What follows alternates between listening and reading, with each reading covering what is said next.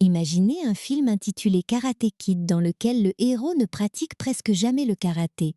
Sur le papier, cette contradiction aurait pu condamner tout le projet. Pourtant, elle résume parfaitement ce qui rend cette version si curieuse et si attachante. Le film reprend un nom devenu mythique, conserve la structure émotionnelle d'un classique des années 80, puis déplace toute l'histoire à Pékin pour la reconstruire autour du kung-fu. Ce n'est donc pas une simple copie avec de nouveaux acteurs, c'est une histoire familière qui accepte de changer de langue, de paysage et même d'art martial afin de parler à une autre génération. Le pari était risqué. Beaucoup de spectateurs connaissaient déjà Daniel Larusso, Monsieur Miyagi, et le fameux entraînement domestique qui cachait des gestes de défense. Il fallait respecter cette mémoire sans rester prisonnier de la nostalgie. Et contre toute attente, Karate Kid trouve sa propre identité grâce à une idée très simple. Avant d'apprendre à se battre, un enfant déraciné doit apprendre à se tenir debout dans un monde où il ne comprend plus rien.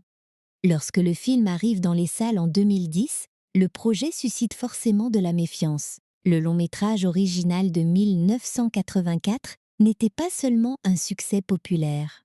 Pour plusieurs générations, il représentait le récit initiatique par excellence, celui où un adolescent humilié rencontre un mentor discret et transforme sa peur en discipline. Refaire une histoire aussi aimée pouvait facilement ressembler à une opération commerciale. La présence de Jaden Smith, fils de Will Smith et de Jada Pinkett Smith, tous deux producteurs, renforçait cette impression. Certains imaginaient déjà un véhicule fabriqué pour lancer la carrière d'un enfant célèbre. Pourtant, dès les premières minutes, le film choisit une direction plus intime. Il ne présente pas Dre Parker comme une future vedette, ni comme un garçon naturellement exceptionnel. Il le montre en plein déménagement, au milieu de cartons, obligé de quitter Détroit parce que sa mère a trouvé un emploi en Chine. Avant les coups de pied, les paysages grandioses et le tournoi, il y a donc une perte très ordinaire, celle de sa maison. Dre a 12 ans, mais le film comprend qu'à cet âge, un changement de pays peut donner l'impression qu'une vie entière vient de disparaître. Il doit abandonner ses amis, ses habitudes, sa langue et tous les petits repères qui lui permettaient de se sentir compétent. Sa mère, Sherry, essaie de présenter l'aventure avec enthousiasme. Taraji P. Henson lui donne une énergie chaleureuse, parfois volontairement débordante, qui cache les inquiétudes d'une mère seule. Elle veut croire que ce départ représente une chance. Elle encourage Dre à regarder devant lui, à essayer la nourriture, à apprendre quelques mots et à accepter leur nouvelle réalité. Lui ne voit encore que ce qu'il a perdu. Le décalage entre leurs réactions crée immédiatement quelque chose de juste. Sherry ne méprise pas la tristesse de son fils, mais elle ne peut pas non plus renoncer à l'occasion professionnelle qui les a conduits à Pékin. Dre, de son côté, n'est pas assez mûr pour comprendre tous les sacrifices qui ont rendu ce voyage possible. Ils s'aiment, tout simplement, et cet amour n'empêche ni les disputes ni les silences. L'arrivée en Chine est filmée à travers les yeux de Dre. Les immeubles paraissent immenses, les rues sont pleines de signes impossibles à lire, et la ville possède un rythme qui lui échappe. Pékin n'est pas présenté comme un décor exotique posé derrière une histoire américaine. La ville agit sur chaque relation. Elle oblige Dre à observer avant de parler, puis à découvrir que son assurance habituelle ne fonctionne plus de la même manière. Même une petite erreur de prononciation peut devenir embarrassante. Même demander de l'aide exige un effort. Ce choix donne au récit une dimension que le film original ne pouvait pas avoir de la même façon. Dre n'est pas seulement le nouveau garçon d'un quartier. Il est un étranger visible, incapable de se fondre dans son environnement. Le titre promet un film d'arts martiaux, mais le premier adversaire du héros est en réalité le sentiment de ne plus appartenir nulle part. Le film évite cependant de transformer Dre en victime silencieuse. Jaden Smith lui donne de l'humour, de l'orgueil et parfois une imprudence franchement agaçante. Il veut paraître plus fort qu'il ne se sent. Lorsqu'il rencontre Harry, un garçon de l'immeuble, il accepte rapidement de jouer au basket dans un parc voisin. Ce terrain devient son premier espace de respiration. Le ballon est un langage qu'il connaît, une manière de retrouver une partie de lui-même sans avoir besoin de traduire quoi que ce soit. C'est là qu'il remarque Mei Ying, une jeune violoniste interprétée par Wen Han. Leur premier contact reste simple et maladroit. Comme il convient à deux enfants, qui se plaisent sans savoir comment le montrer. Elle sourit, il essaie de l'impressionner, et pendant quelques instants Pékin cesse d'être hostile. Cette légèreté ne dure pas. Cheng arrive avec ses camarades et comprend immédiatement que Dre s'intéresse à Mei Ying. Son hostilité mêle jalousie, possessivité et désir de contrôler l'espace devant les autres garçons. Dre ne mesure pas encore la différence entre une bagarre de cour d'école et un affrontement contre quelqu'un qui s'entraîne sérieusement. Il provoque, insiste, puis reçoit une démonstration brutale. Cheng ne se contente pas de gagner. Il cherche à humilier. Zhen Wei Wang, qui joue ce jeune adversaire, possède une précision physique impressionnante, mais son personnage n'est pas présenté comme un monstre inexplicable. Il est un enfant façonné par une méthode qui confond puissance et domination. Cette nuance ne l'excuse pas. Elle prépare simplement une question qui deviendra essentielle. Qui apprend à ces garçons ce qu'ils doivent faire de leur force? La première défaite de Dre est douloureuse parce qu'elle détruit le seul refuge qu'il venait de trouver. Le parc n'est plus un endroit neutre. Mei Ying devient associée au danger, Harry disparaît peu à peu de son quotidien. Et chaque rencontre avec Cheng rappelle au jeune Américain qu'il n'a aucun moyen de se défendre. Sa mère remarque les blessures, mais Dre invente des explications. Ce mensonge est très crédible. Avouer la vérité l'obligerait à reconnaître sa peur. Et il redoute sans doute que Sherry intervienne d'une manière qui le rendrait encore plus vulnérable à l'école. Il préfère porter seul un problème qui grandit. Beaucoup de spectateurs ont connu cette logique, même sans avoir traversé un océan. L'enfant harcelé se tait souvent non parce qu'il ne fait pas confiance aux adultes, mais parce qu'il croit que parler lui retirera le peu de contrôle qui lui reste. Le scénario de Christopher Murphy conserve ici l'ossature du film de 1984, écrit à l'origine par Robert Mark Kamen, tout en modifiant profondément l'échelle du déracinement. Daniel arrivait de la côte est américaine en Californie. Dre passe de Détroit à Pékin. Ce déplacement rend visibles les thèmes de traduction et d'adaptation. Il permet aussi au réalisateur norvégien Harald Zwart de montrer la Chine contemporaine autant que ses lieux historiques. Zwart n'est pas un cinéaste connu pour une mise en scène austère. Son approche reste celle d'un divertissement familial ample, coloré et direct. Pourtant, il sait ralentir lorsqu'un visage raconte davantage qu'une cascade. Il laisse souvent Dre regarder avant d'agir, puis utilise les mouvements de la ville pour souligner son déséquilibre. Le film dure 2 heures et 20 minutes. Une longueur inhabituelle pour ce genre d'aventure destinée au grand public. Mais ce temps offre à l'installation une vraie densité émotionnelle. Il faut aussi reconnaître une contradiction dans le regard du film. Pékin nous parvient principalement à travers une famille américaine et à travers une production soutenue par de grandes sociétés des États-Unis et de Chine. Certaines images ressemblent presque à une invitation au voyage. La cité interdite, la Grande Muraille et les montagnes deviennent des étapes spectaculaires dans le développement personnel du héros. On peut trouver cette vision simplifiée, parfois trop séduisante, mais le film fait un effort réel pour que la Chine ne soit pas seulement une toile peinte. Mei Ying a ses propres obligations, sa famille, son audition et un avenir musical qui ne dépend pas entièrement de Dre. Les élèves de Kung Fu appartiennent à une discipline structurée. Monsieur Han porte une histoire personnelle liée à ce lieu. Même les malentendus viennent moins d'une opposition caricaturale entre deux cultures que de l'incapacité de Dre à lire les règles sociales autour de lui. À l'école, cette incapacité devient pesante. Dre croise Cheng dans les couloirs, dans la cour et pendant les sorties. Chaque apparition peut annoncer une nouvelle humiliation.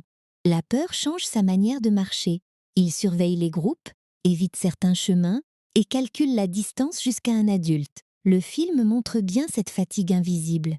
Être harcelé ne signifie pas seulement subir quelques minutes de violence. Cela signifie vivre tout le reste de la journée dans l'attente de ces minutes. Dre essaie encore de parler à Mei Ying et leur relation lui offre de petits moments de normalité. Elle ne le voit pas seulement comme le garçon battu au parc. Avec elle, il peut plaisanter, écouter de la musique et découvrir la ville autrement. Mais cette amitié augmente aussi la colère de Cheng, si bien que chaque instant heureux semble contenir la menace de sa conséquence. Mei Ying apporte au récit un deuxième langage de discipline. Elle travaille le violon avec une exigence qui rappelle l'entraînement martial, même si le résultat recherché est la musique plutôt que le combat. Ces gestes doivent devenir précis, naturels, presque invisibles. Elle répète jusqu'à ce que le corps libère l'émotion au lieu de la bloquer. Dre ne le comprend pas tout de suite. Il voit surtout les règles imposées par ses parents et par son professeur, et il voudrait l'entraîner dans sa propre spontanéité. Leur relation est tendre parce qu'elle repose sur cette différence. Lui a besoin d'apprendre la patience. Elle a parfois besoin d'un peu d'air. Aucun des deux ne possède la solution parfaite. Le film établit ainsi un parallèle discret. Pour jouer une phrase musicale comme pour exécuter un mouvement de kung-fu, la liberté ne vient pas de l'absence de travail, mais d'un travail suffisamment profond pour que la peur cesse de diriger le geste. Dre, pourtant, cherche d'abord une solution rapide. Il essaye d'éviter Cheng, puis imagine qu'une petite vengeance lui rendra sa dignité. Lors d'une sortie, il profite d'une occasion pour provoquer le groupe et croit pouvoir s'enfuir. Pendant quelques secondes, sa ruse semble fonctionner. Ensuite, la poursuite commence. Les garçons le suivent dans les rues et l'acculent dans une zone isolée. La scène est plus dure que beaucoup ne s'en souviennent. Dre tombe, se relève et reçoit encore des coups. Cheng lui-même semble hésiter un instant lorsque son camarade lui demande de continuer. Mais la logique du groupe et l'enseignement de son maître l'emportent. La violence devient un test de loyauté. Pour rester le chef, Cheng doit montrer qu'il n'a aucune compassion. C'est à ce moment précis que le personnage le plus attendu du film entre enfin dans l'histoire. Monsieur Han, jusque-là simple employé chargé de l'entretien de l'immeuble, arrive sans costume héroïque et sans grand discours. Jackie Chan pourrait facilement voler la scène par une avalanche de mouvements spectaculaires. Il choisit au contraire une économie remarquable. Han observe, intervient et utilise l'élan des agresseurs contre eux. Il ne cherche pas à punir des enfants. Il les empêche de continuer, détourne leurs attaques et fait en sorte qu'ils se gênent mutuellement. Le résultat reste impressionnant, mais la philosophie du personnage apparaît déjà dans sa manière de combattre. La meilleure force n'est pas celle qui frappe le plus fort, c'est celle qui comprend ce qui est en train de se passer. Pour Dre, cette intervention ressemble à une révélation. L'homme discret qu'il apercevait dans l'immeuble possède exactement le pouvoir qui lui manque. Mais ce que Dre admire d'abord n'est pas la sagesse, c'est l'efficacité. Il veut savoir comment Han a battu tout le groupe. Il veut une technique qui efface sa peur et répare son humiliation. Cette demande ouvre la vraie histoire de Karate Kid, car Monsieur Han ne va pas simplement transformer un garçon maladroit en combattant. Il va devoir lui apprendre que la violence ne disparaît pas quand on devient capable de la rendre. Elle change seulement de responsabilité, et avant d'accepter ce rôle, Han va tenter la solution la plus adulte, la plus raisonnable, et malheureusement, la moins compatible avec l'école, où Cheng a appris à ne jamais céder. Han soigne d'abord les blessures de Dre avec des méthodes traditionnelles, puis lui explique qu'il ne souhaite pas devenir son professeur. À ses yeux, le problème ne devrait pas se régler dans une nouvelle bagarre. Il propose de rencontrer le maître de Cheng et de demander la paix. Dre accepte, sans doute, parce qu'il imagine que l'homme qui vient de neutraliser plusieurs élèves pourra imposer le respect rien qu'en entrant dans la salle. Ce qu'il découvre est beaucoup plus inquiétant. L'école dirigée par Maître Lee ressemble à un lieu de formation efficace, mais son efficacité repose sur une morale déformée. Les enfants y apprennent que la compassion est une faiblesse et que l'adversaire doit être écrasé. Ce n'est pas le kung-fu qui est accusé, c'est la manière dont un adulte peut détourner une discipline pour nourrir son propre besoin de domination. Rong Guangyu joue Maître Lee sans chercher la nuance rassurante. Son regard est froid, sa voix tranche et son autorité ne semble jamais ouverte à la discussion. Lorsque Han demande que Cheng et ses amis laissent Dre tranquille, Lee transforme la demande en défi. Pour lui, le simple fait de vouloir éviter un combat prouve une faiblesse qu'il faut exploiter. Il exige un affrontement immédiat. Han comprend alors qu'une négociation ordinaire ne protégera pas Dre. Il propose que le garçon participe à un tournoi de kung-fu où il pourra affronter les élèves de Lee dans un cadre réglé. En échange, ceux-ci doivent le laisser s'entraîner en paix jusqu'à la compétition. L'accord est accepté, mais la scène ne donne aucune impression de sécurité. Han vient de gagner du temps. Il n'a pas encore gagné le droit de perdre. Ce passage reformule intelligemment le conflit du film original. Le tournoi n'est pas un caprice de Dre, ni une ambition sportive apparue soudainement. Il devient un contrat destiné à arrêter le harcèlement quotidien. Voilà pourquoi Han accepte finalement d'enseigner. S'il abandonne le garçon après avoir prononcé son nom devant Maître Lee, il le livre à un combat impossible. La décision crée aussi une tension morale. Han préférerait certainement que Dre n'ait jamais besoin de se battre. Pourtant, il sait qu'une philosophie pacifique ne vaut rien si elle sert seulement à détourner le regard quand un enfant est menacé. Il va donc lui transmettre les moyens de se défendre, mais il devra en même temps empêcher sa peur de se transformer en haine. Dre s'attend à commencer immédiatement par des coups de poing, des positions impressionnantes et des mouvements capables de terrasser Cheng. Han lui demande seulement d'enlever sa veste, de la poser, de la ramasser, de la suspendre, puis de répéter. La première fois, l'exercice ressemble à une leçon de politesse imposée par un adulte maniaque. Sherry reproche régulièrement à son fils de laisser traîner ses vêtements et Han semble prolonger cette dispute domestique sous prétexte de kung-fu. Dre obéit parce qu'il a besoin du professeur, mais son impatience grandit. Chaque journée reproduit les mêmes gestes. Il transpire, se fatigue et ne comprend toujours pas comment une veste pourrait l'aider face à Cheng. Cette séquence devait forcément répondre à l'entraînement le plus célèbre de la version originale, où des tâches répétitives révélaient progressivement leur fonction martiale. Le scénario choisit un objet adapté au nouveau personnage. La veste représente le conflit entre Dre et sa mère, son manque de discipline et sa résistance au nouvel environnement. Au début du film, la manière dont il la jette exprime son refus d'accepter les règles. Han ne lui apprend donc pas seulement à bloquer des attaques, il transforme une habitude négligente en structure. En répétant le geste, Dre apprend que son corps parle avant même le premier coup. Son attitude, sa manière de se redresser et l'attention qu'il porte à un mouvement ordinaire disent déjà s'il est présent ou dispersé. Jackie Chan rend cette partie particulièrement savoureuse parce qu'il ne joue pas Han comme un maître mystérieux qui cherche constamment à impressionner son élève. Il reste sec, pratique, parfois presque indifférent. Il donne une consigne et reprend son travail. Dre voudrait obtenir des explications, mais Han sait qu'une explication donnée trop tôt deviendrait seulement une idée abstraite. Le garçon doit sentir le mouvement avant de comprendre son utilité. Cette méthode peut sembler autoritaire, et le film ne prétend pas qu'elle conviendrait à toute situation réelle. Dans le récit, elle répond précisément aux défauts de Dre. Il veut le résultat avant le processus. Han lui retire temporairement la satisfaction de savoir où il va. Après plusieurs jours, Dre explose.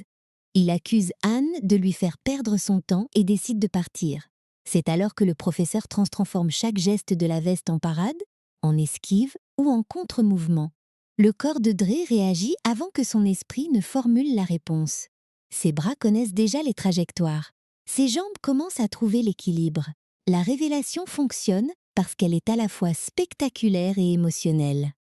Dre découvre que les journées qu'il croyait vides étaient pleines d'apprentissage. Il comprend aussi que Han l'observait avec beaucoup plus d'attention qu'il ne le montrait. La confiance naît à cet instant, non parce que le maître promet la victoire, mais parce qu'il prouve que l'effort avait un sens. Le film insiste ensuite sur une idée essentielle. Le kung-fu n'est pas limité à la salle d'entraînement. Han explique que la discipline se trouve dans la manière de traiter les autres, dans la concentration, dans la respiration et dans les gestes de la vie quotidienne. Là encore, le propos pourrait devenir une collection de slogans. Il reste convaincant parce que Dre n'est pas immédiatement transformé. Il demeure impatient, moqueur et parfois égoïste. Il progresse par petites corrections. Il apprend à regarder le corps de son adversaire, à sentir son propre poids et à ne pas gaspiller son énergie. Surtout, il découvre que la panique accélère tout alors que la maîtrise redonne du temps. Quand on cesse de réagir à chaque menace imaginaire, on peut enfin voir la menace réelle. La relation entre Dre et Mei Ying évolue parallèlement. Elle répète pour une audition importante, sous la pression de sa famille et de son professeur. Dre admire son talent, mais ne comprend pas toujours le prix de cette exigence. Il l'encourage à s'accorder une pause et l'entraîne dans des moments de liberté qui leur appartiennent.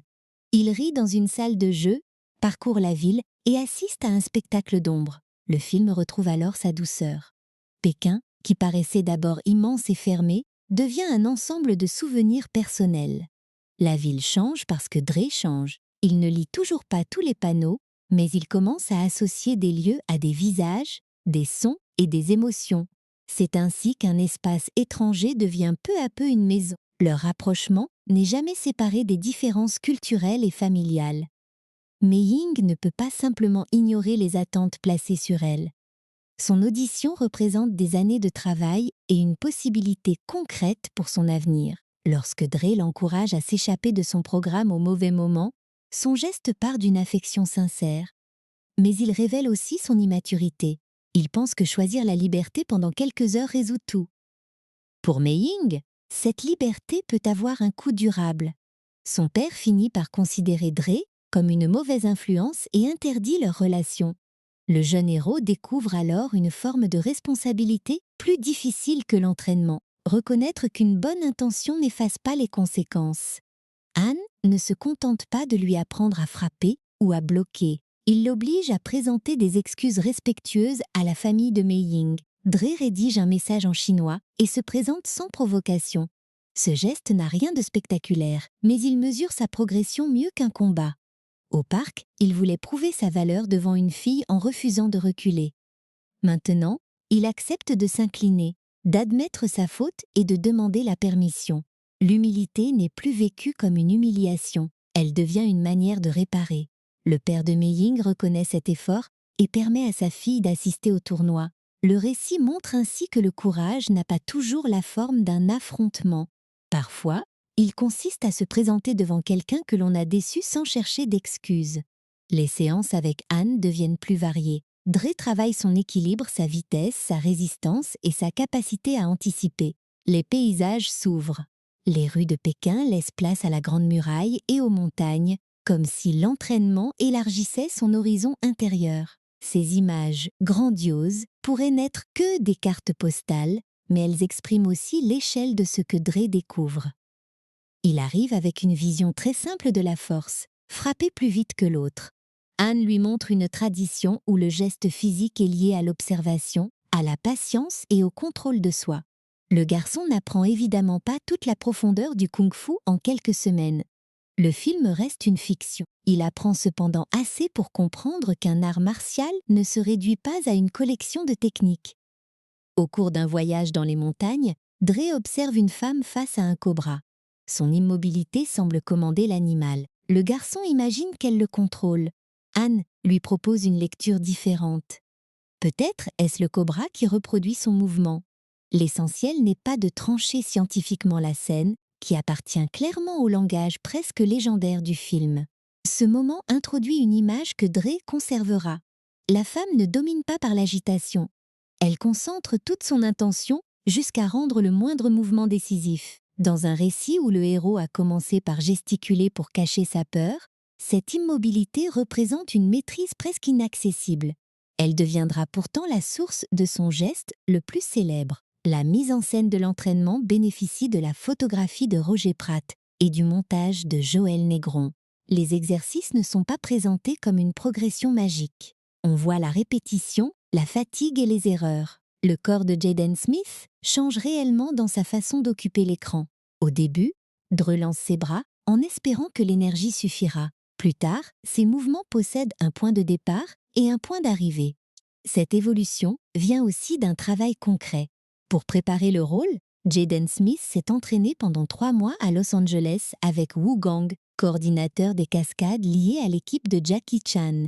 Il a continué pendant les 4 mois de tournage à Pékin. Le film peut accentuer certains effets, mais l'effort visible de son jeune acteur donne du poids à la transformation. Wu Gang et l'équipe de cascade de Jackie Chan avaient une tâche délicate. Les combats devaient paraître impressionnants sans oublier que leurs principaux participants étaient des enfants. Ils ont conçu des enchaînements rapides, lisibles et adaptés aux capacités de chacun. Zhenwei Wang, l'interprète de Cheng, apporte une technique plus nette qui rend l'écart crédible dès leur première rencontre.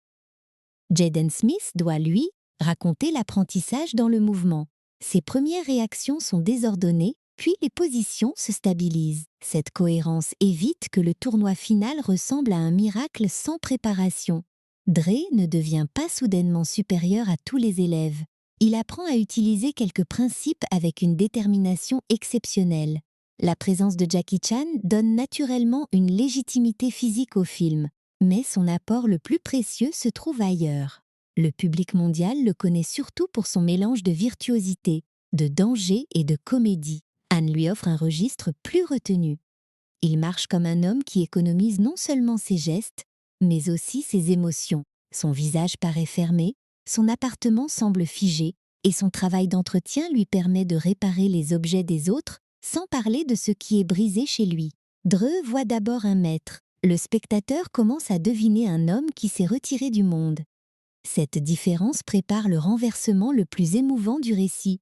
Bientôt, l'élève devra aider celui qui prétend n'avoir rien à lui demander. On aperçoit déjà cette fragilité dans les silences de Han. Il ne cherche pas la compagnie, ne raconte presque rien de son passé et répond aux questions par le minimum nécessaire. Dre, avec son énergie et sa curiosité, envahit progressivement cet espace fermé. Leur relation ne ressemble pas encore à celle d'un père et d'un fils. Elle se construit dans les gestes partagés, les trajets et les exercices. Han corrige la posture du garçon. Dre l'oblige à réagir à une présence imprévisible.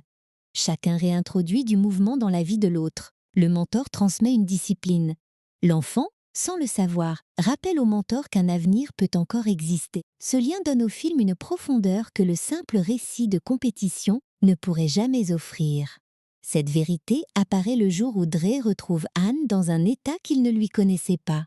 L'homme est assis dans une voiture ancienne qu'il a soigneusement réparée. Il a bu, son calme habituel a disparu, et la douleur qu'il maintenait derrière des gestes précis déborde enfin. Dre apprend que Han a perdu sa femme et son jeune fils dans un accident de voiture. Ce soir-là, une dispute avait détourné son attention. Il conduisait, il a perdu le contrôle et il a survécu seul. Depuis, à la date anniversaire du drame, il restaure le véhicule puis le détruit, comme s'il rejouait sans fin l'impossible désir de revenir avant l'instant fatal. Réparer ne rend pas les morts, détruire ne supprime pas la culpabilité. Han reste prisonnier entre ces deux mouvements. Jackie Chan livre ici l'une des performances les plus sobres de sa carrière populaire. Le film ne lui demande ni plaisanterie ni prouesse. Il lui demande de montrer un homme qui ne sait plus où poser sa peine. Son visage se contracte, sa voix se brise, et le poids de toutes les scènes silencieuses devient soudain compréhensible. Han répare les robinets, les portes et les appareils parce que les objets offrent une logique rassurante. Une pièce cassée peut être remplacée, une vis peut être resserrée, une voiture elle-même peut reprendre sa forme. La vie humaine refuse cette logique, et son savoir ne lui sert plus à rien. Cette impuissance donne au personnage une dimension très différente du maître invincible que Dre imaginait. Le plus beau choix du film consiste alors à inverser les rôles sans prononcer un grand discours. Dre prend les bâtons d'entraînement et recommence seul les mouvements. Il ne dit pas à Han d'oublier. Il ne prétend pas comprendre une perte aussi terrible. Il lui offre simplement une raison de se lever maintenant. Le son régulier des exercices crée un appel. Han finit par le rejoindre et leur séance devient une conversation physique. Le garçon qui voulait apprendre à vaincre Cheng aide son maître à traverser une nuit. Il applique sans le savoir la leçon centrale du film. Quand une épreuve nous met à terre, la question n'est pas de nier la chute, mais de choisir si l'on tentera de se relever. Cette scène empêche la relation de rester à sens unique. Dans beaucoup de récits initiatiques, le mentor semble exister uniquement pour transmettre sa sagesse au héros. Han possède au contraire une vie intérieure qui ne dépend pas de Dre. Il est compétent, mais il n'est pas guéri. Il peut enseigner une vérité qu'il a lui-même du mal à pratiquer. Ce paradoxe le rend profondément humain. Nous donnons parfois nos meilleurs conseils précisément là où nous sommes encore fragiles. L'élève n'annule pas cette fragilité. Il rappelle au maître que son enseignement a une valeur réelle. À partir de cet instant, le tournoi ne concerne plus seulement la sécurité de Dre. Il devient le projet commun de deux personnes qui refusent de rester définies par leur pire journée. L'entraînement s'intensifie. Dre court, frappe, esquive et répète jusqu'à l'épuisement. Han ne cherche pas à fabriquer un champion complet en quelques semaines, objectif impossible. Il concentre le travail sur les qualités qui peuvent réellement aider son élève. L'équilibre, la lecture de l'adversaire, la vitesse de réaction et la capacité à continuer malgré la peur. Dre apprend également que le courage ne consiste pas à ne rien ressentir. Il aura peur au tournoi. Il sait que Cheng est plus expérimenté et que Maître Li ne respecte pas l'esprit des règles. Le courage sera d'entrer quand même sur l'aire de combat, avec une peur reconnue plutôt que cachée derrière une provocation. Lorsque le jour de la compétition arrive, le film change de rythme. Les grands paysages et les moments intimes laissent place à une salle bruyante, à des couleurs vives et à une foule tendue. Dre découvre l'ampleur de l'événement. De nombreux jeunes combattants ont des années de pratique. Maître Li arrive avec son école comme un chef militaire entouré de sa troupe. Mei Ying et son père sont présents, tout comme Sherry, qui mesure enfin la réalité de ce que son fils s'apprête à vivre. Han reste à proximité, mais il ne peut plus entrer à sa place. Toute la logique de l'entraînement converge vers cette solitude. Un professeur peut préparer, conseiller et soutenir. Au moment décisif, l'élève doit agir lui-même. Les premiers combats rappellent que Dre n'est pas devenu invulnérable. Il hésite, encaisse et cherche son rythme. Puis les gestes répétés commencent à apparaître. Les mouvements de la veste, autrefois absurdes, protègent son visage et son torse. Sa mobilité compense une partie de son manque d'expérience. Chaque victoire lui donne de la confiance. Mais le film évite de transformer la compétition en promenade. Dre doit gagner point après point. Il observe, s'adapte et accepte de suivre les conseils de Han au lieu de céder à l'envie de prouver quelque chose par une attaque spectaculaire. L'enfant impulsif du parc apprend à combattre avec une stratégie. Le montage du tournoi fonctionne parce qu'il alterne plusieurs formes de tension. Il y a le score, bien sûr, mais aussi les regards. Sherry réagit comme une mère qui voudrait applaudir et protéger son fils au même moment. Mei Ying partage chaque choc. Han reste concentré, sachant que sa propre inquiétude pourrait troubler Dre. Maître Li observe ses élèves comme des instruments de sa réputation. Cheng, lui, voit avancer le garçon qu'il pensait avoir définitivement soumis. Plus Dre gagne, plus la compétition menace l'ordre établi dans l'école de Li. Si un débutant peut résister grâce à un autre enseignement, alors la cruauté du maître cesse d'apparaître comme la seule voie vers la puissance. Une règle du tournoi exige 2 points d'avance ou un nombre déterminé de points selon les phases. Mais le détail du système compte moins que sa clarté visuelle. Chaque coup valide est signalé, chaque interruption permet de respirer et le public comprend immédiatement qui domine. Dre progresse jusqu'à la demi-finale. Là, Maître Li donne à Liang une consigne qui révèle définitivement la faillite morale de son école. Il doit blesser la jambe de Dre, même si cette attaque entraîne sa disqualification. L'objectif n'est plus de gagner loyalement un match, il est d'empêcher le garçon d'atteindre Cheng. L'élève hésite, puis obéit. Cette seconde d'hésitation est importante. Elle montre qu'il connaît encore la différence entre un ordre et ce qui est juste, mais qu'il n'a pas la force de désobéir. Le coup atteint Dre et la salle comprend aussitôt qu'une limite a été franchie. Liang est éliminé, ce qui qualifie techniquement Dre pour la finale, mais cette victoire administrative semble vide. Le garçon ne peut presque plus tenir debout. Les responsables l'emmènent pour examiner sa jambe, tandis que l'école de Li se prépare à être déclarée gagnante par forfait. Han pourrait accepter ce résultat. Dre a déjà prouvé son courage, l'accord devrait suffire à éloigner les harceleurs, et continuer risque d'aggraver la blessure. D'un point de vue raisonnable, tout indique qu'il faut s'arrêter. Pourtant, Dre demande à retourner combattre. Sa motivation mérite d'être regardée attentivement. Il ne réclame pas seulement le trophée, il explique qu'il veut terminer parce qu'il a encore peur. S'il renonce uniquement sous l'effet de cette peur, il croit qu'elle continuera à décider pour lui. Ce raisonnement peut paraître dangereux dans le monde réel, où une blessure exige des soins et où aucun enfant ne devrait risquer sa santé pour une compétition. Le film appartient au registre du conte sportif et pousse le choix jusqu'au symbole. Han ne guérit pas magiquement la jambe. Il utilise une technique de soulagement afin que Dre puisse la mobiliser temporairement. Le récit nous demande d'accepter cette convention pour atteindre son idée émotionnelle. Dre ne cherche plus à humilier Cheng, il cherche à ne plus être gouverné par l'image de Cheng. Quand il revient dans la salle, la foule réagit avant même le premier mouvement. Ce retour constitue déjà une victoire. Cheng comprend que la douleur n'a pas suffi à effacer son adversaire. Maître Li, lui, redouble de dureté. La finale reste physique, mais elle oppose surtout deux éducations. Han demande à Dre de rester centré, d'observer et de respecter ce qu'il a appris. Lee pousse Cheng à attaquer la faiblesse, à exploiter la jambe et à ne montrer aucune pitié. Les deux garçons deviennent le reflet de leur maître. L'un est encouragé à contrôler sa peur, l'autre est encouragé à transformer la peur de perdre en brutalité. Cheng n'est pas un adversaire facile. Sa technique, sa vitesse et son expérience sont supérieures. Il touche Dre, attaque la jambe blessée et l'oblige à se relever plusieurs fois. Dre trouve pourtant des réponses grâce à son imprévisibilité et à la discipline acquise. Le score se resserre jusqu'au point décisif.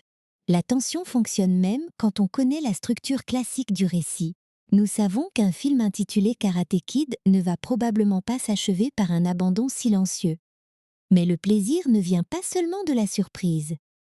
Il vient de la manière dont tous les éléments accumulés trouvent leur place.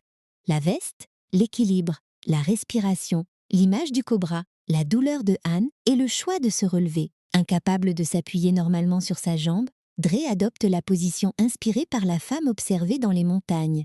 Il devient immobile, lève la jambe et fixe Cheng. La salle ne comprend pas ce qu'il prépare. Cheng avance, Dre accompagne son mouvement et lance une figure aérienne qui se termine par un coup décisif. Le geste n'est pas une technique réaliste à imiter sans entraînement. Il est la réponse cinématographique à la célèbre position finale du film original.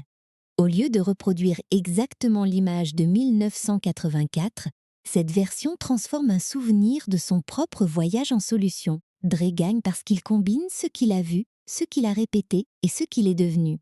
Le silence qui suit dure à peine, puis la salle explose. Dre est au sol, épuisé, mais il a marqué le point. Han ne célèbre pas comme un entraîneur qui vient de prouver sa supériorité.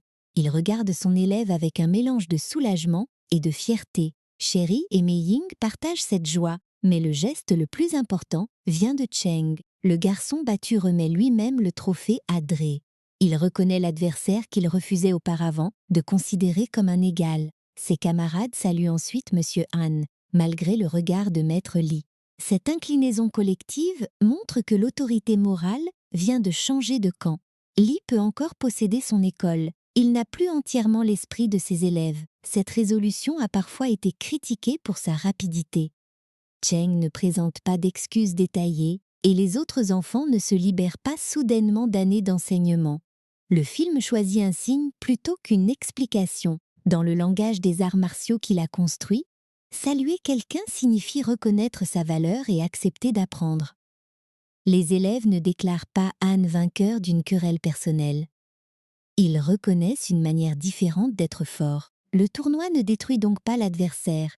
Il révèle aux enfants de Lee qu'ils peuvent admirer un maître qui ne les oblige pas à renoncer à leur compassion. Dre et Han quittent la salle côte à côte. Le garçon a gagné un trophée, mais l'objet n'est pas le vrai terme de son parcours.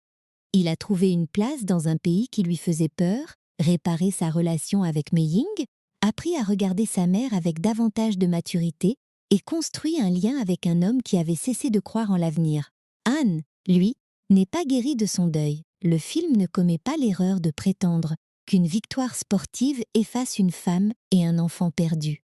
Il a toutefois recommencé à transmettre, à sourire et à marcher vers quelque chose qui n'est pas l'anniversaire d'un accident. Leur victoire commune réside dans ce mouvement. Le tournoi offre une satisfaction immédiate, mais la scène de la voiture reste le cœur du film. Sans elle, Karate Kid serait un récit efficace sur un jeune outsider qui apprend à se défendre. Avec elle, le film devient une histoire sur deux formes de déracinement. Dre a perdu son pays, ses amis et son sentiment d'appartenance. Han a perdu sa famille et s'est exilé à l'intérieur de sa propre vie. L'un parle trop pour cacher sa peur. L'autre se tait pour contenir sa culpabilité. Le kung-fu devient le terrain où ces deux solitudes peuvent se rencontrer. Cette symétrie explique pourquoi leur relation touche même les spectateurs qui ne s'intéressent pas particulièrement aux arts martiaux. Elle explique aussi pourquoi Jackie Chan domine souvent les souvenirs du public. Jaden Smith porte une grande partie du récit et accomplit un travail physique considérable, mais Chan apporte une gravité inattendue. Son Han ne cherche jamais à remplacer directement Monsieur Miyagi. Pat Morita avait construit un personnage doux, malicieux et marqué par l'histoire de l'immigration japonaise aux États-Unis. Jackie Chan crée un homme chinois plus fermé, dont la culpabilité vient d'un drame intime. Les deux mentors partagent une croyance dans la discipline et le respect, mais leur présence, leur humour et leur douleur diffèrent. C'est précisément ainsi qu'un remake peut honorer une figure aimée, non en copiant sa voix, mais en comprenant sa fonction, puis en inventant une autre personne capable de l'assumer. Jaden Smith se trouvait face à une difficulté différente. Il devait être crédible comme enfant ordinaire, comme jeune vedette capable de tenir un film de plus de 2 heures, et comme combattant en pleine transformation. Son interprétation divise parfois parce que Dre peut être insolent. Mais cette insolence n'est pas un accident, elle rend son évolution visible. Un héros déjà patient, poli et discipliné, n'aurait presque rien à apprendre de Han. Jaden donne au garçon une confiance de façade qui s'effondre quand il se retrouve seul. Il sait également retrouver une légèreté enfantine avec Mei Ying et Sherry. Dre n'est pas constamment héroïque. Il boude, ment, commet des erreurs et cherche parfois l'approbation de la mauvaise manière. Cette imperfection protège le film d'une admiration trop programmée pour son jeune acteur. Sa performance physique mérite d'être séparée de la question du nom de famille. Oui, Will Smith et Jada Pinkett Smith ont produit le film. Oui, le projet a été pensé autour de leur fils et cette réalité nourrit un débat légitime sur les opportunités offertes aux enfants déjà proches du pouvoir hollywoodien. Mais une origine privilégiée ne réalise pas les mouvements à la place de l'acteur. Jaden a dû suivre un entraînement prolongé, tourner des enchaînements complexes et conserver une présence émotionnelle pendant des scènes très exigeantes. On peut discuter le système qui lui a ouvert la porte tout en reconnaissant le travail accompli une fois cette porte franchie. Le film tient en grande partie parce que son engagement physique reste visible jusque dans la fatigue. Taraji P. Henson dispose de moins de scènes centrales, mais Sherry empêche Dre de devenir un héros sans racines. L'actrice fait sentir une histoire familiale qui existait avant le début du film. Elle connaît les expressions de son fils, repère ses mensonges et refuse de le traiter comme un adulte simplement parce qu'ils sont seuls à l'étranger. Certaines de leurs disputes sont comiques, notamment autour de la veste, mais ce motif prend ensuite un sens plus profond. Quand Han transforme l'objet en exercice, il relie involontairement son enseignement à celui de la mère. Tous deux demandent à Dre la même chose sous des formes différentes. Prendre soin de ce qui lui appartient et devenir responsable de ses gestes. Sherry n'est pourtant pas informée de tout, ce qui crée une limite dans le scénario. Il faut accepter qu'un enfant blessé puisse participer à un tournoi dangereux avec l'accord des adultes autour de lui. Le réalisme parental cède devant le conte sportif. Taraji P. Henson réduit cette invraisemblance par ses réactions. Dans la salle, elle ne ressemble pas à une mère fascinée par la gloire. Elle semble fière et terrifiée. Son visage rappelle constamment ce que le corps de Dre représente en dehors du spectacle. Ce n'est pas seulement le véhicule d'une victoire, c'est son enfant. Cette présence ajoute une inquiétude que le montage des combats, pris seul, pourrait oublier. Wen Han apporte à Mei Ying une retenue qui convient au ton du film. Le personnage n'échappe pas entièrement aux limites habituelles du premier amour dans un récit centré sur un garçon. Elle sert parfois de motivation et son conflit avec Cheng augmente le danger pour Dre. Pourtant, le scénario lui donne une compétence indépendante. Son violon n'est pas une décoration romantique. Il structure son temps, ses relations familiales et sa propre peur de l'échec. L'audition qu'elle prépare compte autant pour elle que le tournoi compte pour Dre. Le parallèle aurait pu être développé davantage, mais il suffit à lui donner une trajectoire personnelle. Elle doit elle aussi trouver un équilibre entre la discipline reçue et le choix de ce qu'elle veut devenir. Zhenwei Wang accomplit peut-être le travail le plus ingrat. Cheng doit être suffisamment menaçant pour que la peur de Dre paraisse réelle, mais il ne peut pas devenir un adulte miniature complètement détaché de son âge. L'acteur utilise peu de mots. Sa posture, son regard et la précision de ses attaques racontent l'essentiel. Les rares hésitations deviennent alors importantes, surtout quand Maître Li pousse ses élèves à dépasser la simple compétition. Cheng est responsable de ses gestes, mais il appartient aussi à un système où l'obéissance violente reçoit des récompenses. Son salut final ne répare pas tout. Il indique qu'une autre forme d'autorité vient enfin de devenir visible pour lui. Le film doit beaucoup à la manière dont Harald Zwart organise ses performances dans des espaces très différents. Les scènes familiales privilégient les échanges rapides et la proximité. Les moments avec Anne utilisent davantage le silence et les cadres stables. Les combats, eux, gardent le corps entier suffisamment longtemps pour que le spectateur comprenne un mouvement. Cette lisibilité est essentielle dans un film d'arts martiaux. Une succession de plans trop courts pourrait cacher les limites des jeunes acteurs, mais elle détruirait en même temps la sensation d'apprentissage. Zwart et son équipe choisissent souvent de montrer le départ, la trajectoire et la conséquence d'une action. Nous voyons non seulement qu'un coup atteint sa cible, mais comment l'équilibre a rendu ce coup possible. Roger Pratt, directeur de la photographie ayant travaillé sur de grandes productions internationales, donne à l'ensemble une image lumineuse et ample. Pékin apparaît tantôt dense et moderne, tantôt lié à une histoire monumentale. Les surfaces de verre, les rues encombrées, les cours traditionnels et les reliefs lointains créent plusieurs Chines dans le même film. Cette variété correspond au regard de Dre. Au début, tout se confond dans une impression d'étrangeté. Peu à peu, les lieux prennent une fonction émotionnelle. Le parc est associé à Meiying puis à l'humiliation. L'atelier de Han devient un refuge. La montagne incarne une forme de calme. La salle du tournoi rassemble enfin toutes ces expériences dans un espace où Dre doit décider qui il est devenu. Les lieux historiques donnent au film une ambition rare pour un récit familial. L'équipe a notamment tourné dans la cité interdite et à l'intérieur de la porte Tiananmen, grâce à une collaboration avec le China Film Group. Selon les informations de production diffusées en France, il s'agissait de la première équipe autorisée à filmer dans ces espaces depuis le dernier empereur de Bernardo Bertolucci, plus de 20 ans auparavant. Cette autorisation n'est pas un simple détail promotionnel. Elle place réellement les acteurs dans des décors dont la profondeur et l'échelle seraient difficiles à recréer. Lorsque Dre lève les yeux, la caméra peut montrer ce qu'il voit sans réduire le lieu à une imitation de studio. La Grande Muraille a posé un autre défi. Les véhicules n'étant pas autorisés sur la section de Mutianyu utilisée pour le tournage, située à environ 70 km de Pékin, l'équipe a dû transporter du matériel lourd à la force des bras. Les pentes raides que l'on admire à l'écran étaient donc aussi une réalité physique pour les techniciens. Ce type d'effort reste invisible dans le résultat final, et c'est peut-être le meilleur compliment. Le spectateur voit Dre courir et s'entraîner dans un paysage extraordinaire. Il ne pense pas aux caméras, aux câbles, ni aux équipements montés marche après marche.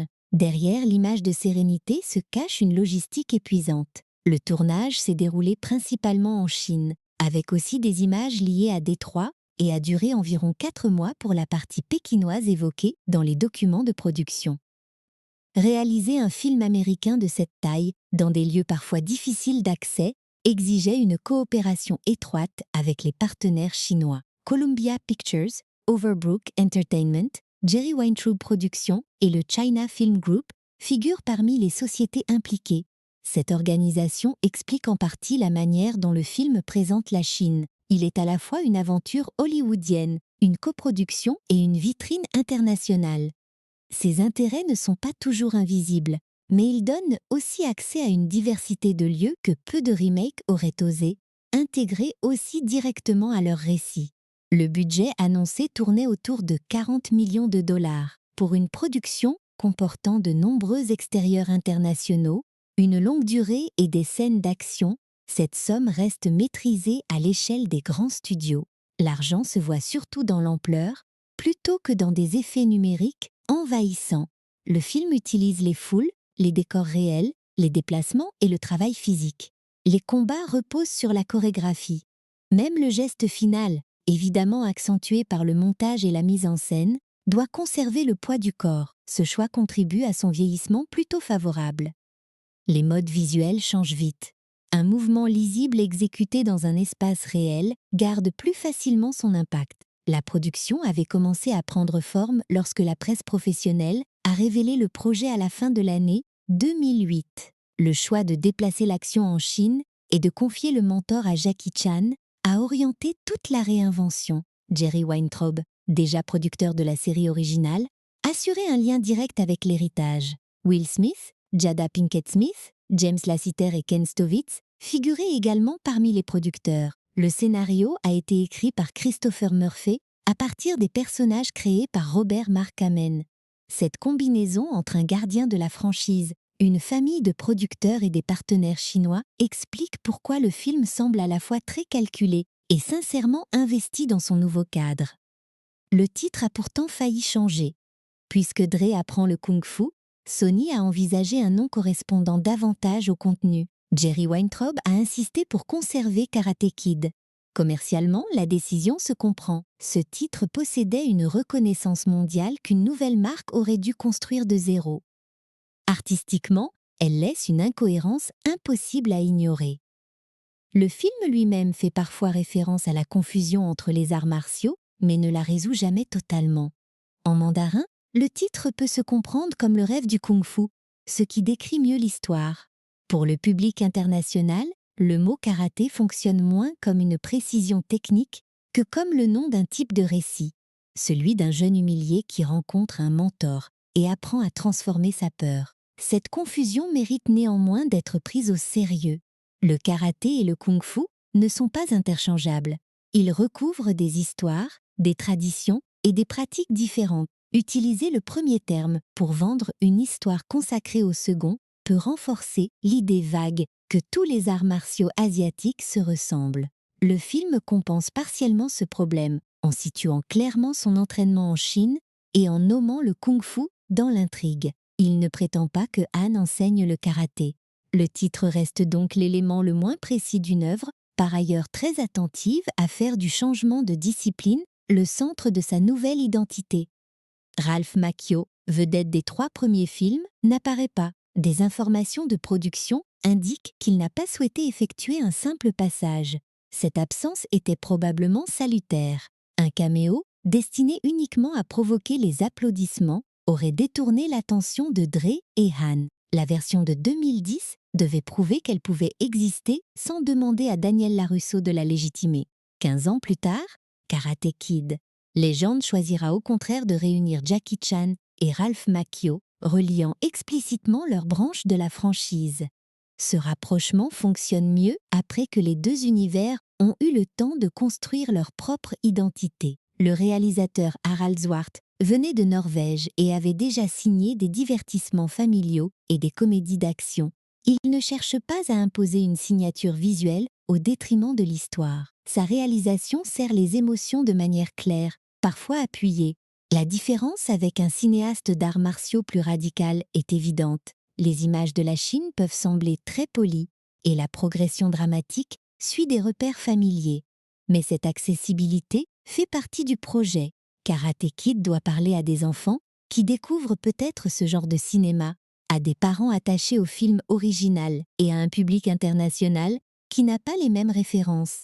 Zwart maintient cet équilibre sans laisser le spectacle effacer complètement l'intimité. La durée reste son choix le plus discutable.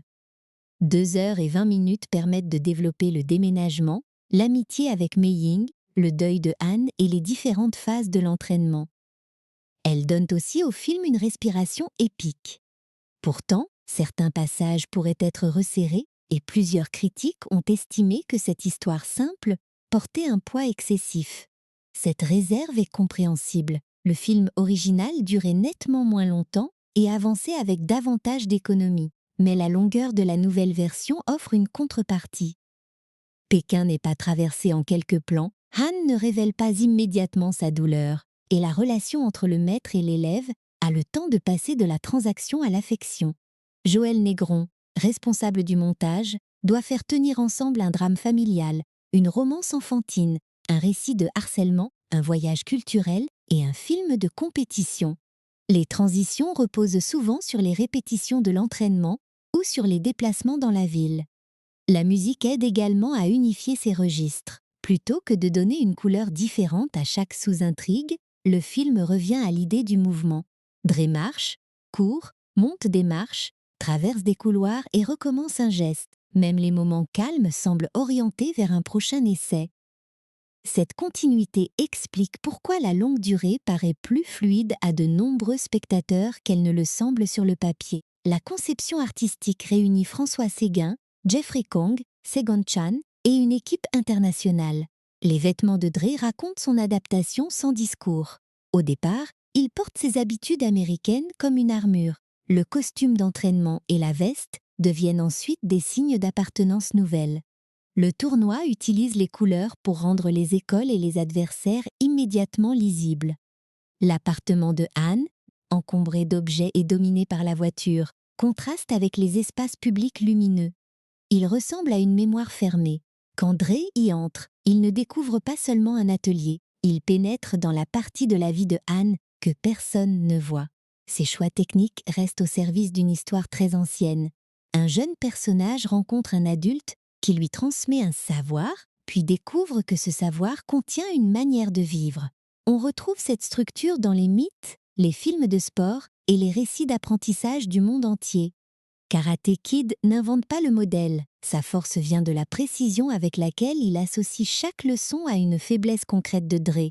La veste répond à son désordre. L'équilibre répond à son agitation. L'excuse à la famille de Mei Ying répond à son égoïsme. Le tournoi répond à sa peur. Et la douleur de Han lui apprend que grandir ne consiste pas seulement à recevoir de l'aide, mais aussi à reconnaître quand celui qui nous aide a besoin de nous. La musique de James Horner accompagne cette progression avec une émotion immédiatement reconnaissable. Le compositeur, connu pour son talent à unir l'aventure et la mélancolie, intervient après qu'Atli Örvarsson a d'abord été annoncé sur le projet. Horner ne cherche pas à imiter la bande originale du film de 1984. Il construit de longues lignes mélodiques capables de soutenir l'émerveillement devant les paysages, puis de se resserrer autour de la solitude de Dre ou de Han. Les percussions donnent de l'énergie aux exercices, tandis que les cordes portent les moments de perte et de rapprochement. Cette alternance aide le film à passer du spectacle au drame, sans donner l'impression de changer complètement d'univers. Le morceau lié au départ de Détroit installe une tristesse que les dialogues ne formulent pas entièrement. Dre ne fait pas un discours sur tout ce qu'il abandonne, la musique rend visible ce poids. Plus tard, les thèmes associés à Han et à l'entraînement gagnent en ampleur. Horner sait répéter une mélodie sans la rendre immobile. Il modifie l'orchestration, ajoute une pulsation ou laisse une phrase inachevée, comme si la musique elle-même apprenait à se redresser. Lors du tournoi, cette construction trouve son aboutissement. Les morceaux ne se contentent pas d'annoncer quand il faut applaudir. Ils rappellent la vulnérabilité située sous chaque mouvement. La bande sonore inclut aussi plusieurs chansons populaires qui ancrent le film dans son époque. On entend notamment des titres associés à AC/CHDC, aux Red Hot Chili Peppers et à Four Minor. Leur présence rapproche Dre de la culture qu'il a apportée avec lui et apporte une énergie plus familière aux séquences de mouvement. Le titre le plus lié à la promotion reste Never Say Never, interprété par Justin Bieber avec une participation de Jaden Smith. Cette chanson est devenue presque indissociable du souvenir commercial du film. Elle correspond parfaitement au message de persévérance, même si son style pop tranche avec les passages plus contemplatifs de la partition de Horner. Ce mélange musical raconte aussi le public visé. Karate Kid voulait toucher les enfants et adolescents de 2010 sans perdre les adultes attachés à la franchise.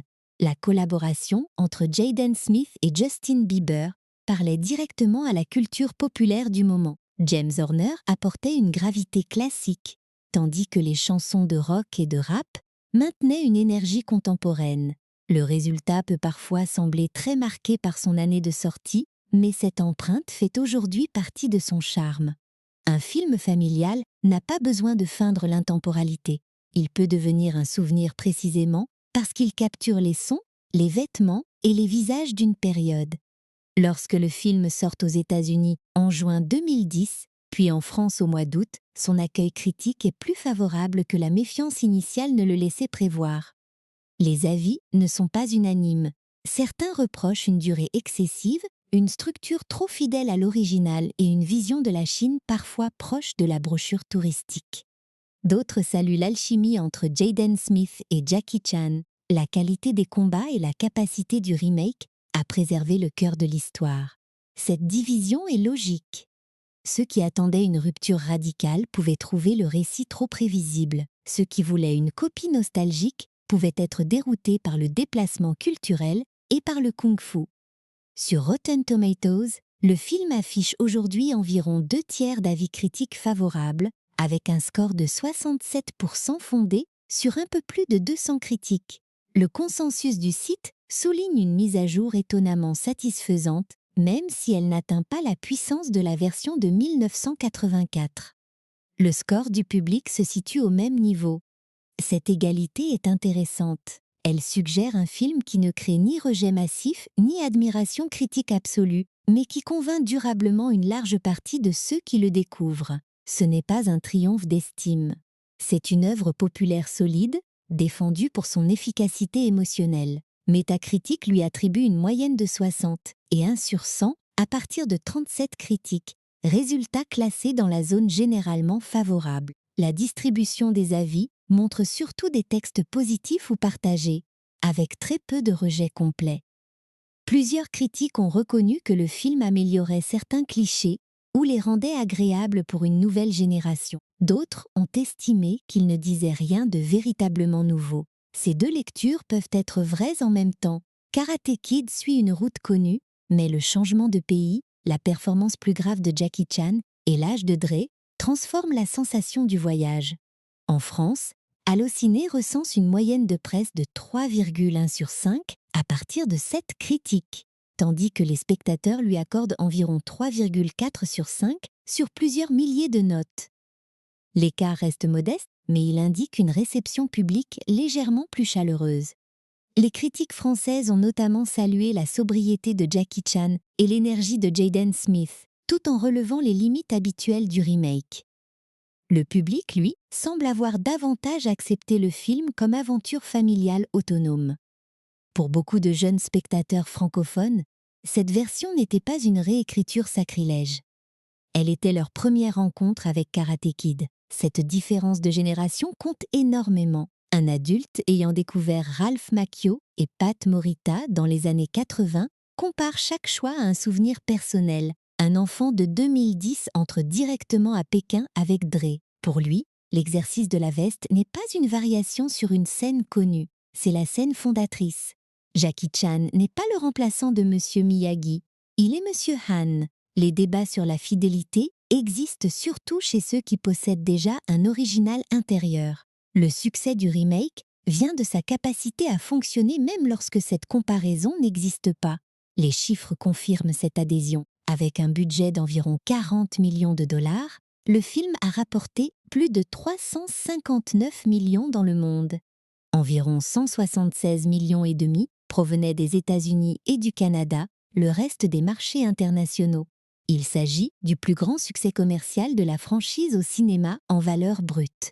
Dès son premier week-end nord-américain, il dépasse 55 millions de dollars et prend la tête du box-office. Pour un remake accueilli avec autant de scepticisme, cette performance ne relève pas seulement de la curiosité initiale. Le maintien sur plusieurs semaines montre que le bouche à oreille a joué. En France, Karate Kid rassemble un peu plus d'1 272 000 entrées selon le décompte hebdomadaire publié avec les données du box-office professionnel.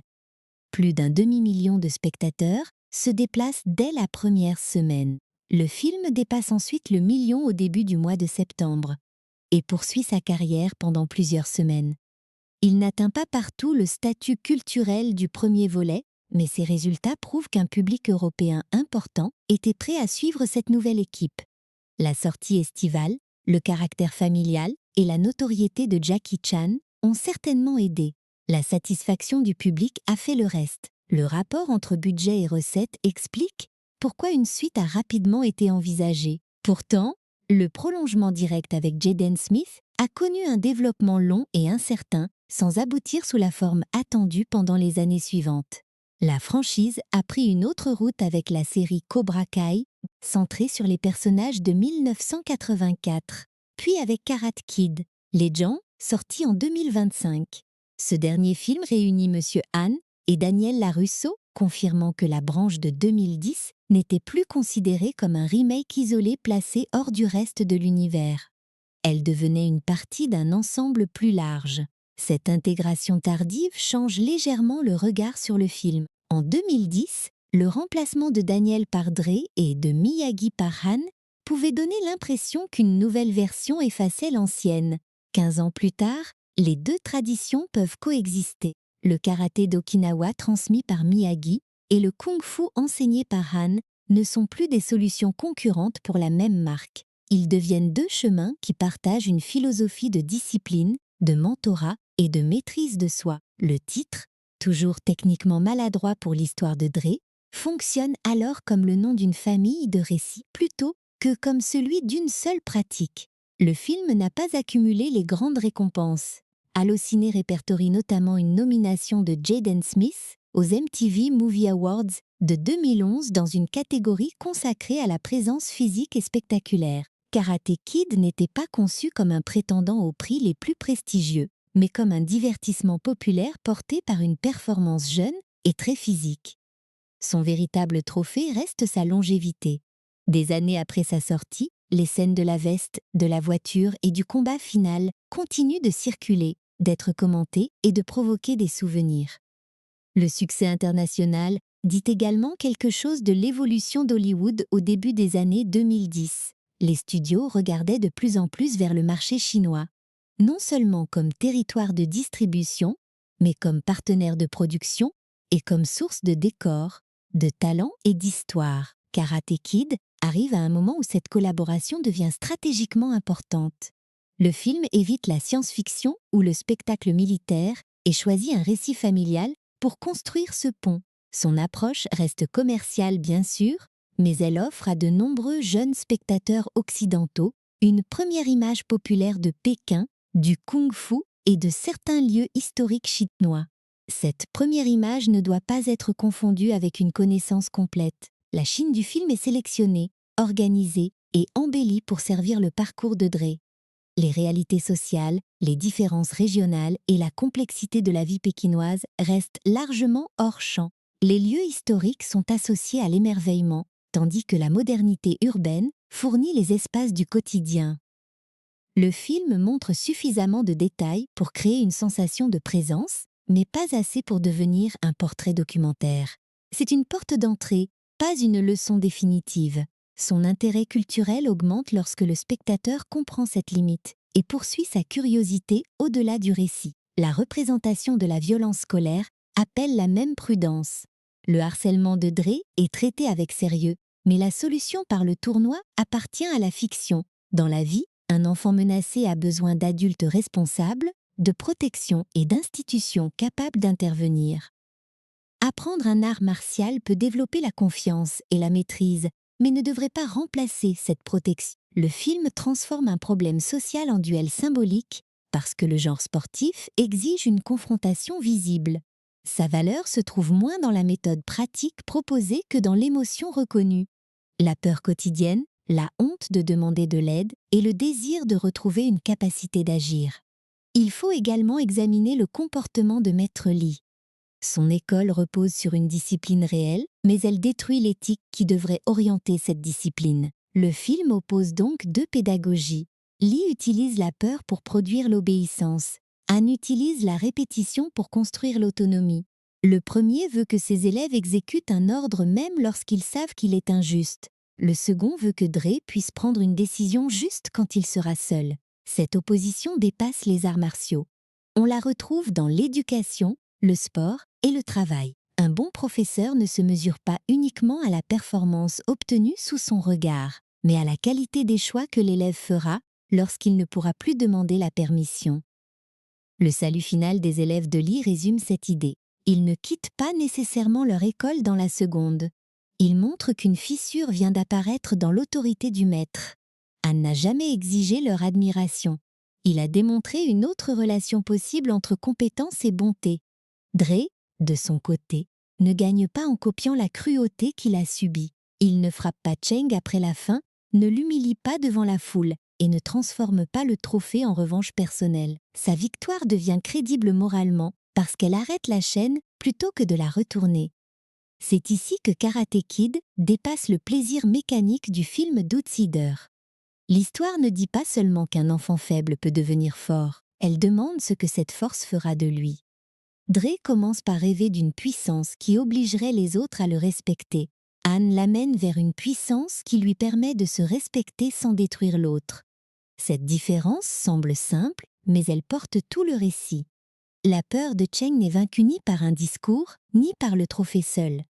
Elle recule parce que Dre découvre qu'il peut choisir sa conduite même sous la pression. Sa liberté ne vient pas d'un monde sans adversaire. Elle vient de la capacité à ne plus leur confier son identité. La veste est le symbole le plus évident de cette transformation, mais elle mérite qu'on s'y attarde. Au début, Dre la jette, parce que le geste lui permet d'exprimer un refus qu'il ne sait pas formuler. Sa mère lui demande de la ramasser, ce qui ressemble à une querelle banale. On reprend exactement cette habitude et la décompose jusqu'à lui donner une fonction. L'objet passe donc de la négligence à l'attention, puis de l'attention à la défense. Quand Dre utilise les mouvements au tournoi, il ne mobilise pas seulement une mémoire musculaire. Il emporte avec lui les deux adultes qui lui ont demandé de devenir plus responsables. Sherry a nommé le problème. Han a montré comment le travail quotidien pouvait le transformer. Le vêtement joue aussi un rôle dans l'adaptation culturelle. En arrivant à Pékin, Dre porte ce qu'il connaît, mais il ne sait pas encore comment se comporter dans son nouvel environnement. Han ne lui demande pas d'abandonner son identité américaine. Il lui apprend à modifier la manière dont il la porte. C'est une distinction importante. S'adapter ne signifie pas devenir une copie des personnes autour de soi. Dre conserve son humour, sa musique, son affection pour le basket et son tempérament. Il ajoute des compétences, des mots et des formes de respect. Le film défend ainsi une identité capable de s'élargir au lieu de choisir entre l'ancien monde et le nouveau. Mais Ying représente le même mouvement dans l'autre direction. Elle ne devient pas plus libre en rejetant le violon ou sa famille. Elle cherche un espace où son travail musical et son affection pour Dre peuvent coexister. L'excuse présentée par le garçon permet précisément cette coexistence. Il ne demande pas à ses parents d'abandonner leurs attentes. Il reconnaît leur inquiétude et montre qu'il peut respecter ce qui compte pour leur fille. La résolution reste idéale, mais elle refuse le cliché où l'amour adolescent serait authentique uniquement lorsqu'il brise toutes les règles. Grandir consiste ici à négocier avec les autres, pas seulement à leur désobéir. La relation entre Dre et Sherry renforce ce thème. Leur déménagement n'est pas un choix égal. La mère décide parce qu'elle doit prendre une décision d'adulte. Le fils subit parce qu'il dépend d'elle. Le film ne résout pas ce déséquilibre par une excuse miraculeuse. Il montre plutôt Dre découvrir peu à peu les possibilités du nouveau pays. Sherry, de son côté, accepte que l'adaptation ne puisse pas être immédiate. Ses encouragements parfois maladroits créent une continuité affective. Même lorsque Dre se rapproche de Han, le mentor n'efface pas la mère. Il complète ce qu'elle ne peut lui donner seule dans ce moment particulier. Cette absence de compétition entre le parent et le mentor est saine. Han n'est pas présenté comme celui qui comprendrait Dre, alors que Sherry ne comprendrait rien. La mère connaît son fils intimement. Le maître voit des capacités qu'elle n'a pas les outils techniques pour développer. Chacun possède une forme d'autorité différente. Le film suggère qu'un enfant peut grandir grâce à plusieurs adultes sans que l'un remplace l'autre. Jerry Weintraub décrivait le cœur durable de cette histoire comme la recherche d'un père et d'un mentor. Pour Dre, ce besoin n'enlève rien à l'amour de sa mère. Il répond à une autre question. Comment devenir un jeune homme sans modèle masculin présent dans sa vie quotidienne? Anne ne donne pas une réponse par de longs conseils sur la masculinité. Il montre une force qui accepte les larmes, la faute et la réparation. Lors de la scène de la voiture, Dre découvre que l'homme capable de neutraliser plusieurs attaquants peut aussi s'effondrer. Cette vulnérabilité ne retire rien à sa compétence. Elle la replace dans une vie humaine. Pour un jeune garçon entouré d'adversaires qui associent la valeur à l'absence de pitié, cette leçon est fondamentale. Le courage ne consiste pas à devenir insensible. Il consiste à continuer à agir sans laisser la douleur se transformer en permission de faire souffrir. Cheng offre le contre-exemple. Maître Li lui apprend que toute hésitation menace son statut. Lorsqu'il ressent de la compassion, le groupe et l'autorité la présentent comme une faute. Il doit alors redoubler de violence pour prouver qu'il reste digne. Cette mécanique est très proche de nombreux phénomènes de harcèlement. L'agresseur agit devant un public et chaque geste sert autant à conserver sa place dans le groupe qu'à atteindre la victime. Briser cette mécanique demande plus qu'une punition. Il faut rendre visible une autre source de respect. Le tournoi accomplit symboliquement cette tâche lorsque les élèves admirent Anne, au lieu de craindre Lee. La peur circule donc entre presque tous les personnages. Dre a peur de Cheng et de ne jamais appartenir à Pékin. Cheng a peur de perdre son pouvoir et le regard de son maître. Mei Ying a peur d'échouer à son audition et de décevoir sa famille. Sherry a probablement peur d'avoir bouleversé la vie de son fils pour une décision professionnelle. Anne a peur de regarder son passé sans s'y enfermer. Même Maître Lee peut être lu comme un homme terrifié par la faiblesse, au point d'en avoir fait l'ennemi absolu. Le film ne développe pas cette dernière dimension, mais elle apparaît dans son besoin constant de contrôle. La réponse proposée n'est pas la disparition de la peur. Dre combat alors qu'il a peur, mais Ying joue malgré la pression. Sherry avance malgré l'incertitude. Anne retourne à l'entraînement malgré le deuil. Cette vision rend le message plus utile que le simple conseil de croire en soi. Croire ne suffit pas toujours. Il faut des gestes, un rythme, des personnes, et parfois une structure répétée quand l'émotion devient trop forte. La veste fonctionne parce qu'elle donne au corps une chose précise à faire. Dans les périodes de bouleversement, une action modeste et répétable peut créer l'espace nécessaire pour retrouver une décision. La voiture de Han répond à la veste de Dre. L'enfant néglige un objet parce qu'il refuse le changement. L'adulte répare obsessionnellement un objet parce qu'il refuse l'irréversibilité. Tous deux chargent la matière d'une émotion impossible à dire. L'entraînement permet à Dre de transformer sa veste en outil vivant. Sa présence permet à Han de sortir, au moins temporairement, du cycle où la voiture est restaurée puis détruite. Les deux objets parlent de contrôle. On ne peut pas contrôler un déménagement déjà décidé, ni un accident passé. On peut contrôler le prochain geste. Cette idée relie les deux personnages plus profondément que leur besoin apparent de gagner un tournoi. L'image de l'eau apparaît moins explicitement que dans certains films d'arts martiaux, mais la philosophie de Han suit une logique semblable. Dre commence rigide dans son attitude et désordonné dans ses réactions. Il confond tenir bon avec refuser de bouger. Han lui apprend que l'équilibre exige parfois de céder, de détourner ou d'accompagner. Lorsqu'il affronte les amis de Cheng, il ne bloque pas chaque attaque par une force supérieure. Il laisse les garçons se rencontrer eux-mêmes.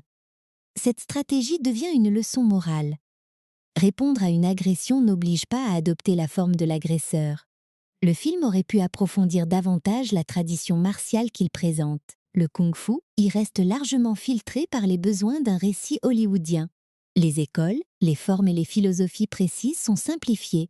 Le voyage dans les montagnes mélange réalisme, symbole et imaginaire touristique. Pour un public déjà connaisseur, cette approche peut sembler superficielle. Mais Karate Kid ne prétend pas offrir un manuel. Il utilise l'art martial comme langage dramatique et peut susciter une curiosité. Sa responsabilité consiste alors à ne pas se présenter comme le dernier mot sur le sujet. Le spectateur gagne à regarder ensuite des films chinois réalisés dans d'autres traditions, où le kung-fu n'est pas découvert par un enfant américain. Jackie Chan lui-même représente un pont vers cette histoire cinématographique plus vaste. Avant de devenir une vedette mondiale familière du public familial, il a développé à Hong Kong un style fondé sur une précision physique extraordinaire, l'usage créatif des décors et un sens du rythme proche de la comédie. Han n'exploite qu'une petite partie de cette virtuosité.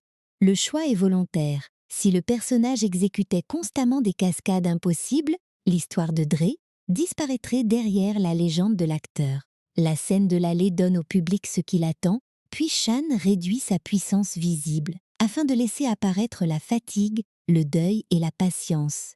Cette retenue modifie également la relation au vieillissement de l'acteur. Han n'a pas besoin de prouver qu'il peut encore réaliser tout ce que Jackie Chan accomplissait plus jeune. Son autorité vient de la compréhension du mouvement.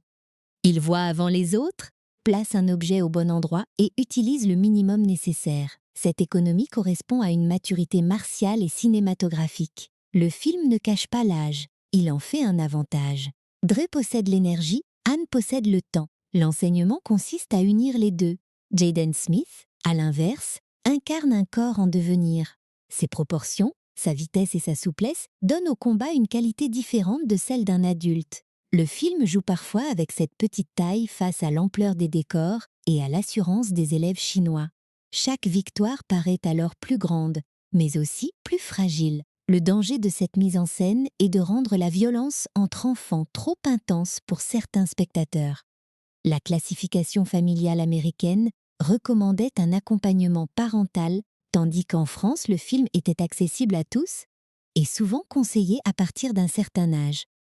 Cette différence rappelle que le mot familial ne signifie pas dépourvu de scènes éprouvantes. La violence reste toutefois stylisée et orientée vers les conséquences émotionnelles plutôt que vers les blessures graphiques. Le visage de Dre, la réaction de Sherry et la culpabilité hésitante de certains élèves comptent davantage que les détails physiques. Lors de la demi-finale, la blessure de la jambe est grave parce qu'elle révèle l'ordre de Maître Lee, pas parce que la caméra chercherait à choquer. Cette maîtrise permet au film de parler de brutalité sans se complaire dans la souffrance. Elle garde le tournoi excitant tout en rappelant que la compétition peut être corrompue par les adultes qui privilégient la victoire sur la formation des enfants. Le rôle des adultes constitue d'ailleurs le véritable jugement moral de l'histoire. Cheng et Liang font des choix condamnables, mais Maître Lee organise le système qui récompense ses choix. Dre commet des erreurs, mais Sherry et Han l'aident à les comprendre. Mei Ying prend un risque et sa famille pose des limites qui finissent par évoluer lorsque Dre montre du respect. Les enfants ne sont pas présentés comme des caractères entièrement formés. Ils absorbent les valeurs disponibles autour d'eux. Le salut final suggère qu'ils peuvent encore en choisir d'autres si un adulte digne de respect leur en montre la possibilité. Cette idée explique la popularité durable des récits de mentorat. Les spectateurs ne rêvent pas seulement de devenir Dre. Beaucoup rêvent d'avoir rencontré un Han au moment où ils se sentaient perdus. D'autres espèrent devenir pour quelqu'un ce type d'adulte, capable de voir un potentiel caché sans flatter ni dominer. Le film offre une version idéale de cette relation, mais il saisit un besoin réel. Un mentor donne souvent moins de réponses qu'une façon de travailler. Il transforme une masse de peur en prochaine étape.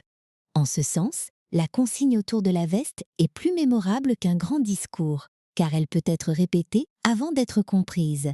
On peut même lire le film comme une histoire sur la traduction. Dre traduit des mots, bien sûr, mais il doit surtout traduire des comportements.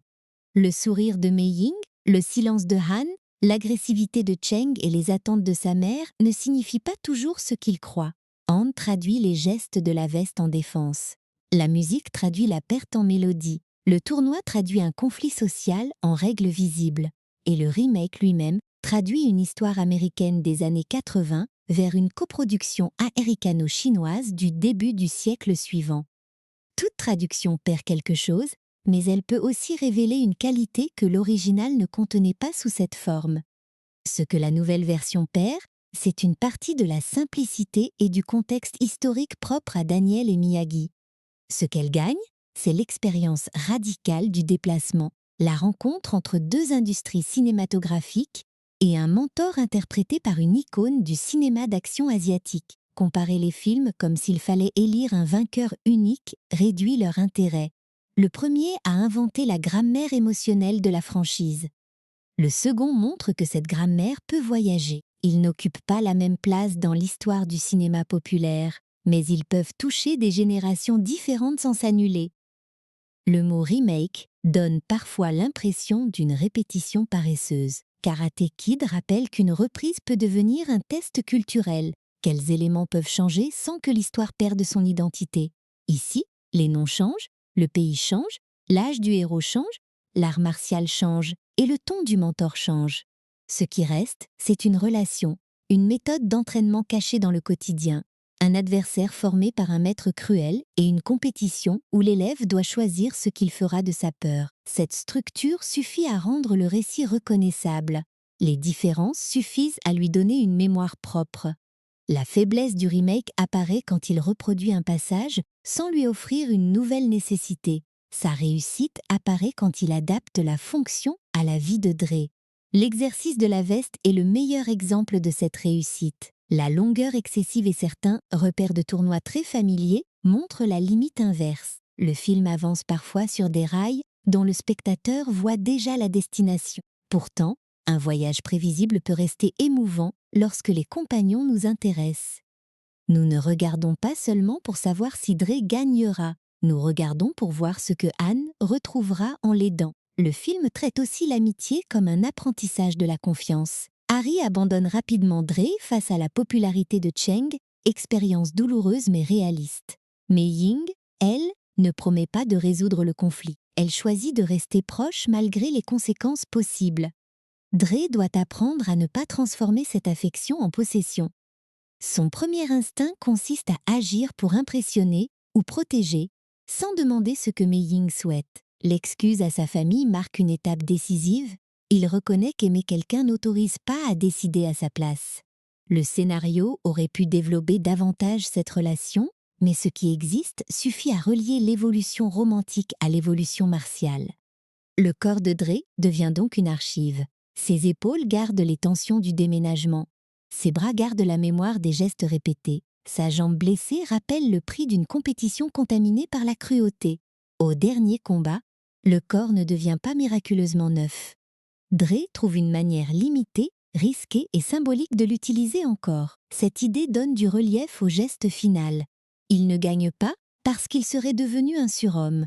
Il gagne parce qu'il a appris à travailler avec une faiblesse plutôt qu'à attendre sa disparition. C'est une leçon souvent plus honnête que les transformations physiques spectaculaires d'autres films de sport. Anne aussi porte son histoire dans son corps. Sa précision masque une tension ancienne. Ses mains savent réparer, mais elles tremblent quand il détruit la voiture.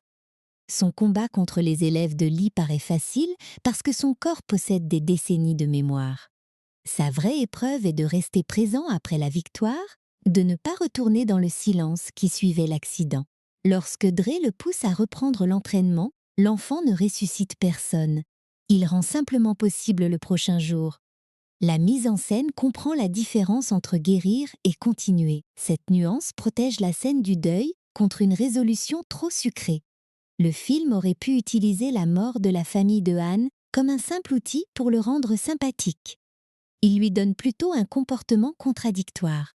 Anne a causé l'accident, au moins selon sa propre interprétation, et cette responsabilité rend sa peine plus compliquée. Il ne peut pas se réfugier entièrement dans le rôle de victime. Il doit vivre avec la question de ce qu'il aurait pu faire autrement. Dre ne lui offre pas l'absolution. Il refuse seulement de le laisser se condamner à ne plus rien transmettre. Cette distinction est importante pour les récits de culpabilité. Être pardonné par une autre personne ne suffit pas toujours. Il faut parfois accepter de participer de nouveau à la vie, même sans résoudre totalement le passé.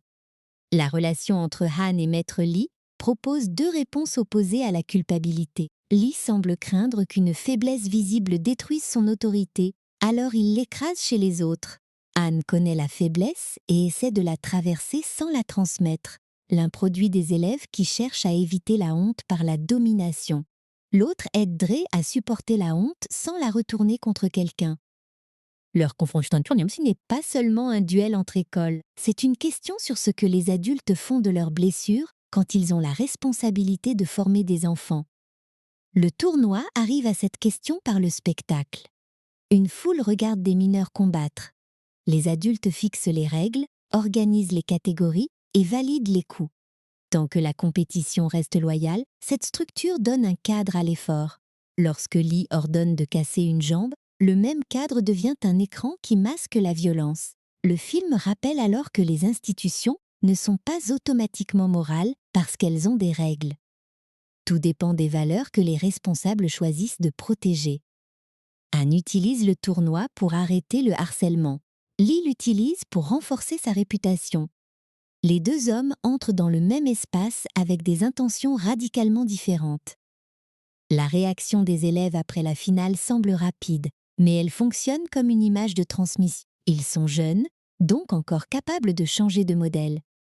Cheng remet le trophée parce qu'il reconnaît une forme de respect qu'il n'avait jamais associée à la victoire. Ses camarades saluent Han parce qu'ils ont vu un adulte rester digne quand un autre exigeait la cruauté. Ils ne deviennent pas parfaits en une seconde. Ils reçoivent seulement une nouvelle possibilité. Dans un récit pour enfants, cette possibilité a une valeur immense. Elle signifie que les premières leçons ne sont pas forcément les dernières. La place de la Chine dans la franchise évolue elle aussi avec le temps. La version de 2010 était parfois décrite comme un film américain tourné en Chine. La suite de l'histoire, avec Monsieur Han intégré à la continuité de Karate Kid. Légende permet de parler plutôt d'un monde où les traditions se rencontrent. Le kung-fu de Han ne se transforme pas en simple décor du karaté de Daniel. Chaque mentor conserve son histoire, sa méthode et son rapport à la douleur. Cette coexistence peut sembler tardive, mais elle répare une partie du faux dilemme créé par le titre. Il n'était plus nécessaire de choisir entre une identité chinoise et une identité américaine. Les deux peuvent prendre place dans la même saga. Le retour de Jackie Chan dans l'univers des années 80 confirme aussi que son rôle a marqué le public. Han n'est pas devenu un doublon temporaire destiné à disparaître après le générique. Son nom suffit à évoquer une relation particulière entre un enfant et un adulte endeuillé. Pour beaucoup de spectateurs, c'est cette version qui a associé le mot Karate Kid à Jackie Chan. Une franchise ne survit pas uniquement grâce à ses premières images.